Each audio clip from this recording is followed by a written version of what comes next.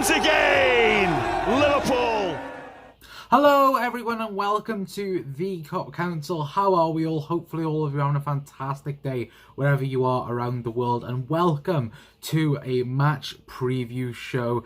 Yes, it's been a very long time since we've said this on this channel. I do know this. I do very much apologise for this, but welcome to the match preview show for the Newcastle game away from Anfield. It is at St James's Park. I will refuse to call it the Sports Direct Arena because that is not the name for it for me. It's St James's Park for me, and I think for a lot of football fans that is what it is called as well. But welcome to the match preview show anyway. But sorry I've been away as well for a long time. It seems like a long time, but when I checked, we've been off for a week off this channel and that, so I do very much apologise anyway for that. Of course, hopefully in 2021 we can be more consistent again. I think we went through a stage where we were very consistent on this channel and then we just wasn't, and that, so I do very much deeply apologise for that anyway. But if you could do me the massive favour, then please give the video a like. It's massively appreciated as always,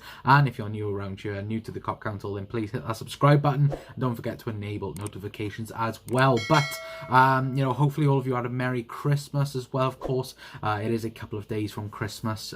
Well, Christmas has passed and that, but let's talk about the preview anyway. And of course we have to start off by the game that was Liverpool's last game, which was West Brom, where we drew 1-1, and we all know that it was a very frustrating draw. That's how plain and simple I think I can put it practically for you guys. It was a very, very frustrating 45 minutes in that second half. You know, we of course we went 1-0 up and that, and you know, we were cruising and we're like, oh yeah, it's gonna be 3, it's gonna be 4, now it might even be 5 or 6 by the end of this. And nope, West Brom completely, you know, just played better in the second half, and Liverpool didn't know what to do about it. But you know, it's games like that as well where, for me, that determines whether or not if we lose a title or not.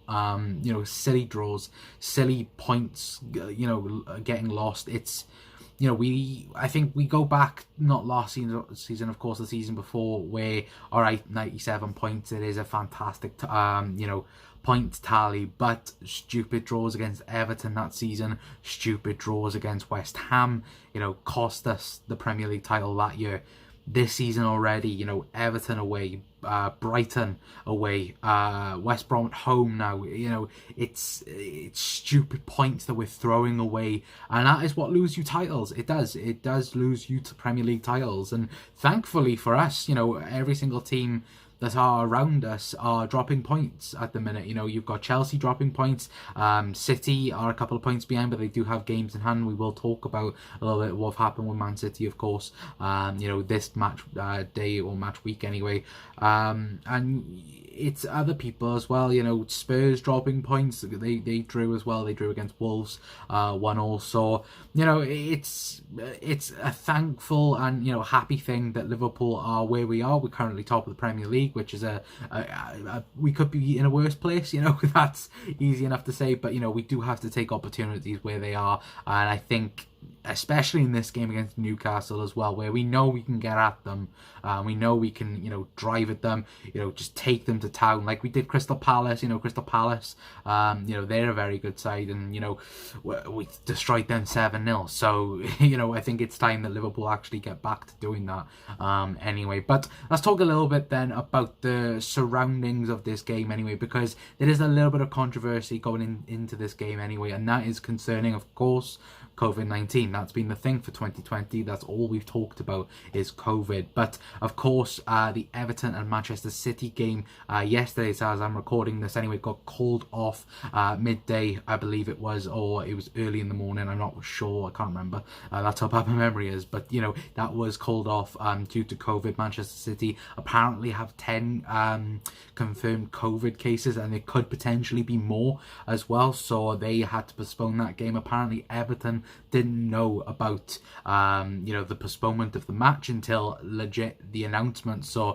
that is very, very bad on terms of the Premier League side anyway. And you know, it's now been confirmed that potentially Liverpool's game against Newcastle, you know, this preview show, you know, it could be called off because, of course, Newcastle did play Manchester City on Boxing Day. So it could be tomorrow, you know, we could be getting excited, ready for the game, and the game could be called off because Newcastle United players could be self-isolating because of becoming, you know, into contact with the Manchester City players, which, to be fair, I think should probably be happening anyway because, of course, Liverpool had our outbreak of COVID. We had Thiago. There was rumours of Ali having it. You know, there was many others that, you know, were supposedly having it. Sadio Mane had it, you know, and Naby Keita supposedly had it. So there's been a few Liverpool players that have already had COVID anyway, and I don't want any more getting COVID, if I'm being perfectly honest with you. And apparently the rumour is at the minute that the Premier League, toward the middle of January, I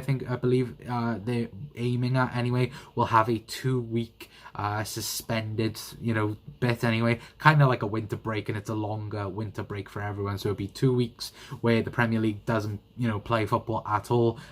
It could be extended, you know. We all thought last time in lockdown 1 there would only be a couple of weeks and months, and then, you know, it ended up being 4 or 5 months. So, you know, it's a very long period, which it could happen, you know, and I think that is probably the safest precaution area anyway for the whole of the Premier League, because the outbreaks in the UK are huge at the moment. You know, we've got people going into tier 4, some people are even in tier 5 at the moment. And I think, you know, for the safety of the players, staff, managers, whoever, you know, it's crucial, I think, anyway, in my personal opinion, of course. But moving on then to the actual football then, of Newcastle versus Liverpool, and let's talk about injury news.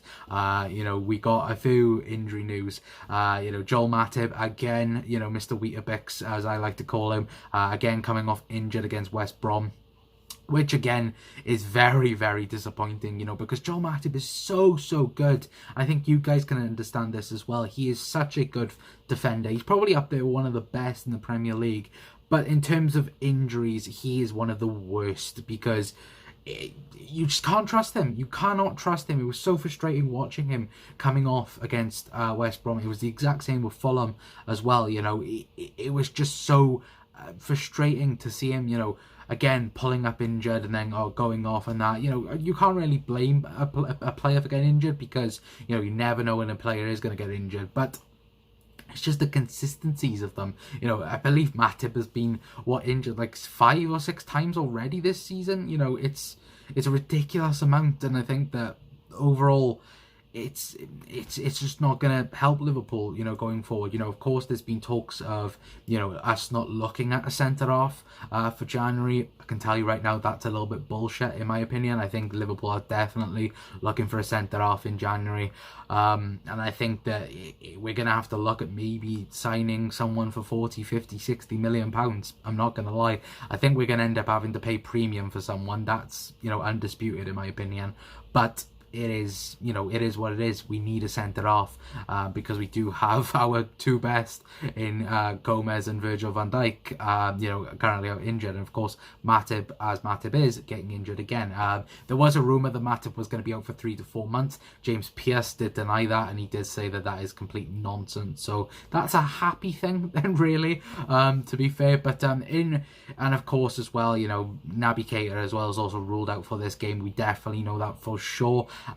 Which sucks. It does suck, because I love Naby lad. You guys know I love Naby lad, but he just needs to get fit. He needs to get fit. He needs to be involved in this team, because when he is involved, he's fantastic. I think all of you guys can say that for sure anyway. But more positive news anyway, I'm going on to the title then of this video, and that is, will we see the return of Thiago Alcântara? Now, of course, Thiago has been out for 2.5 months since the Everton game. There's probably a few Everton fans watching this video, because we have a few friends that are Everton fans. Freaking screw Richarlison. But still, you know, Thiago has been out for 2.5 months anyway, and it it looks like he could be on his return to the first team anyway, and of course the starting team anyway, because according to the Liverpool Echo, he is nailed on to start against Newcastle United, which is absolutely fantastic. Who does he replace? I would probably say Curtis Jones, in my personal opinion.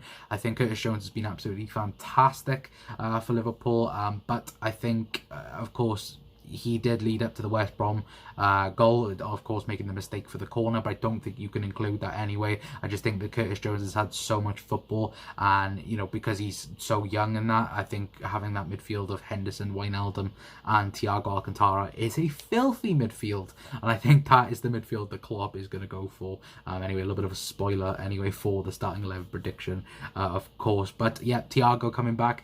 James Milner could also be back as well. We could also see the return of Alex Oxlade-Chamberlain starting. He did come on against West Brom, but we could see him starting as well. Xherdan Shaqiri is also back as well, so there's plenty of options for Jurgen Klopp's side anyway, of course. And, you know, to think about it, Newcastle as well, you know, apparently they've got Alan Saint-Maximin. He's out because of COVID, I believe, as well, so their probably biggest threat is Callum Wilson, of course, moving from Bournemouth in the summer. Very good signing, in my opinion. You know, I think we all covered that in the summer.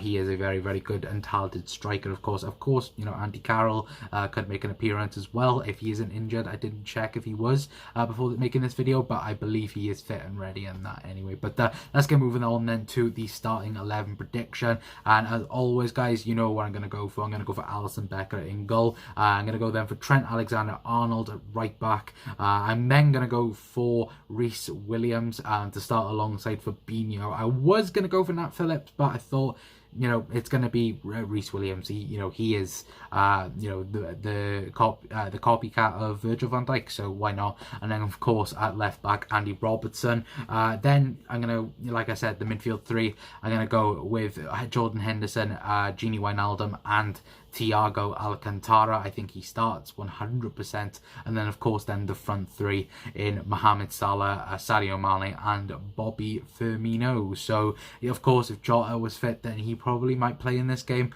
You know, hopefully he'll be back towards the end of this month. Could even be, I say towards the end of this month, this is the last game of the month.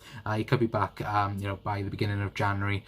Fingers crossed anyway, we have him back fit and healthy. But yeah, that is my starting 11 prediction. Guys, let me know your thoughts in the comment section down below. And I'm going to go for, I said we beat West Brom comfortably, and I was wrong. So I could say 1-1 here, and then we could end up winning 7-6-0. You know, that's how mad the Premier League is. But I am going to go for a 3-1 Liverpool win.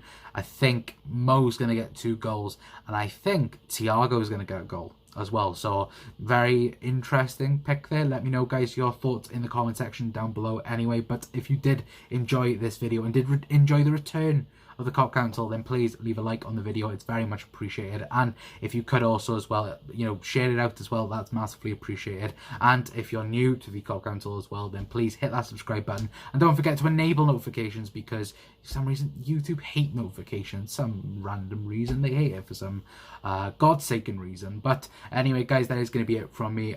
Thank you so much for tuning into the video. I've been Connor from the Cop Council, and let's hope that Liverpool can get a win and extend our gap at the top of the Premier League. I'll see you all next time, Reds. Ta-ra.